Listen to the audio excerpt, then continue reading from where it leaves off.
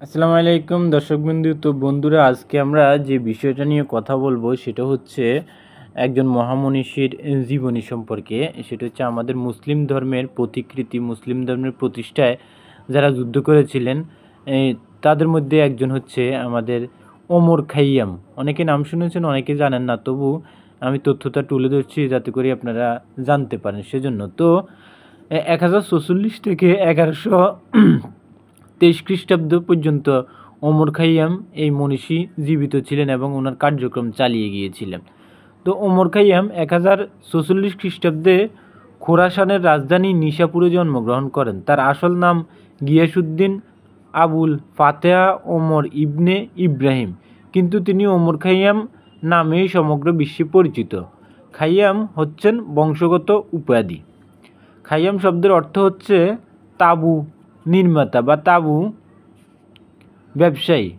সম্ভবত বংশের কেউ তাঁবু তৈরি করতেন কিংবা তাঁবুর ব্যবসা করতেন, আর সে থেকেই বংশের কিংবা পারিবারিক উপাধি হয়েছে খাইয়াম। আসলে তিনি ছিলেন খাইয়াম অর্থাৎ তাঁবু নির্মাতা। তিনি জ্ঞানের যে তাঁবু নির্মাণ করে গেছেন, আজও বিশ্বের অগণিত জ্ঞান পিপাসু মানুষ প্রবেশ করে জ্ঞানের সে তাঁবুর অভ্যন্তরে এবং আহরণ করে জ্ঞান। ওমর খাইয়ামের জীবনের বিভিন্ন দিক নিয়ে বিস্তারিত জানা যায় না, এমনকি এ মনীষীর জন্ম তারিখ নিয়েও রয়েছে মতভেদ। পারস্য ঐতিহাসিকগণের মতে গজনির সুলতান মাহমুদের মৃত্যুর কিছুদিন পূর্বে আনুমানিক 1018 থেকে 1048 সালের মধ্যে কোনো এক সময়ে তিনি জন্মগ্রহণ করেন। ওমর খাইয়াম ছিলেন একজন বিশ্ববিখ্যাত জ্যোতিষবিজ্ঞানী। অঙ্কশাস্ত্রবিদ অর্জন করার তেমন কোনো আশা আকাঙ্ক্ষা তার ছিল না। তিনি কেবলমাত্র আত্মসন্তুষ্টির জন্যেই বিজ্ঞান চর্চার অবসর সময়ে মনের খেয়ালে এক ধরনের চতুষ্পদী কবিতা লিখতেন। তিনি নিজ মাতৃভূমি ইরানেও জীবিত অবস্থায় কবি হিসেবে পরিচিত ছিলেন না, অথচ মনের খেয়ালে তার লিখিত কবিতাগুলো আজ সমগ্র বিশ্বে হয়েছে সমাদৃত এবং দখল করেছে সাহিত্য কবিতা জগতের শ্রেষ্ঠ সিংহাসন। ওমর খাইয়াম আজ সমগ্র বিশ্বে সুপরিচিত ব্যক্তি, কিন্তু ইউরোপীয়রা অত্যন্ত কৌশলে এই মনীষীকে বিশ্ববিখ্যাত একজন বিজ্ঞানীর পরিবর্তে কেবলমাত্র একজন কবি হিসেবে পৃথিবীর মানুষের সামনে পরিচিত করার চেষ্টা করছেন। ওমর খাইয়ামের মৃত্যুর প্রায় 734 বছর পরে 1857 সালে এডওয়ার্ড ফিটজেরাল্ড খাইয়ামের রুবাইত নামক চতুষ্পদ কবিতাগুলোর ইংরেজি অনুবাদের দ্বারা সমগ্র ইউরোপে তার রুবাইয়াতান ছড়িয়ে দেন এবং তিনি কবি হিসেবে পরিচিতি লাভ করেন। ওমর খাইয়াম ছোটবেলা থেকেই ছিলেন অত্যন্ত মেধাবী ও বুদ্ধিমান। তার স্মরণশক্তি এত প্রখর ছিল যে কোনো দর্শন গ্রন্থ বা কঠিন কঠিন কবিতা সমূহ মাত্র 6 থেকে 7 বার পাঠ করেন এবং মুখস্থ করে ফেলতেন। তার মেধা ও প্রতিভার সামনে সক্রেটিস, অ্যারিস্টটল এবং ইউক্লিড এর প্রতিভাও ম্রিয়মাণ হয়ে যায়। ওমর খাইয়ামের শিক্ষাদানের মধ্যে একজন ছিলেন তৎকালীন বিখ্যাত পণ্ডিত ইমাম মুওয়াফিক। মনীষী ওমর খাইয়ামের পারিবারিক আর্থিক অবস্থা খুব ভালো ছিল না।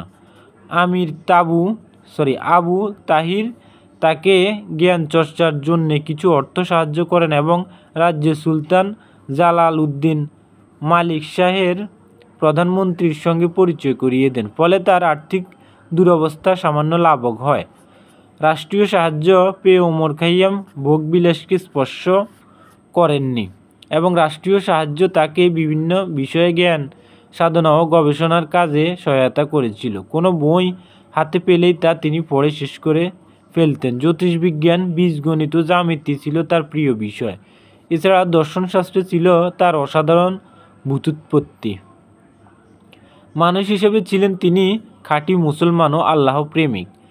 1074 খ্রিস্টাব্দে বৈজ্ঞানিক ওমর খাইয়াম সেলজুকের সুলতান জালাল উদ্দিন মালিক শাহের অনুরোধ রাজকীয় মানমন্দির প্রতিষ্ঠা করেন এবং তার উপর অর্পিত হয় এক গুরু দায়িত্ব। রাষ্ট্রের বিভিন্ন গুরুত্বপূর্ণ কার্যনির্বাহের সুবিধার্থে একটি সঠিক সৌর বর্ষপঞ্জি তৈরির জন্য সুলতান জালাল উদ্দিন মালিক শাহ ওমর খাইয়ামকে অনুরোধ জানান। ওমর খাইয়াম মাত্র 7 জন সহকর্মী বৈজ্ঞানিক নিয়ে অতি অল্প দিনে সাফল্যের সাথে এবং নিখুঁতভাবে একটি সৌর বর্ষপঞ্জি চালু করেন এবং সেলজুকের সুলতান জালাল উদ্দিন মালিক শাহের নাম অনুসারে এর নাম দেন আত তারিক আল জালালি বা জালালি অব্দ।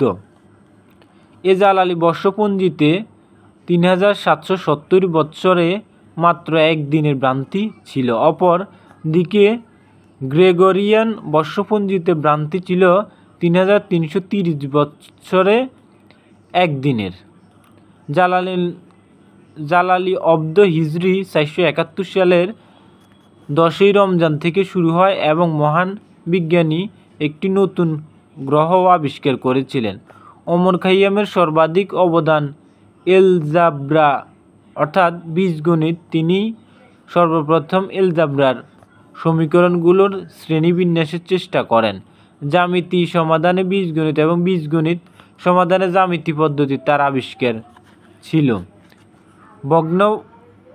ভগ্নাংশীয় সমীকরণের উল্লেখ ও সমাধান করে ওমর খাইয়াম সর্বপ্রথম বীজগণিতে এক নতুন অধ্যায়ের সূচনা করেন। বীজগণিত সম্পর্কীয় ফি আলজাব্রে নামক গ্রন্থ তিনি রচনা করে যান। বীজগণিতের ক্ষেত্রে বাইনোমিয়াল থিরাম আবিষ্কার করেন এবং বাইনোমিয়াল থিরাম এর আবিষ্কার কর্তা হিসেবে বৈজ্ঞানিক নিউটন আজ পৃথিবীতে বিখ্যাত হয়েছেন। অথচ তার শত শত বছর পূর্বে কবি হিসেবে পরিচিত বৈজ্ঞানিক ওমর খাইয়াম তা আবিষ্কার করে গেছেন। গণিতশাস্ত্রেও তার অবদান ছিল অপরিসীম। গণিত জগতে অ্যানালিটিক জিওমেট্রিক কল্পনা তিনিই সর্বপ্রথম করেন। পরে সপ্তদশ শতাব্দীতে জৈনিক গণিতবিদ একে পূর্ণাঙ্গ রূপ দেন মাত্র।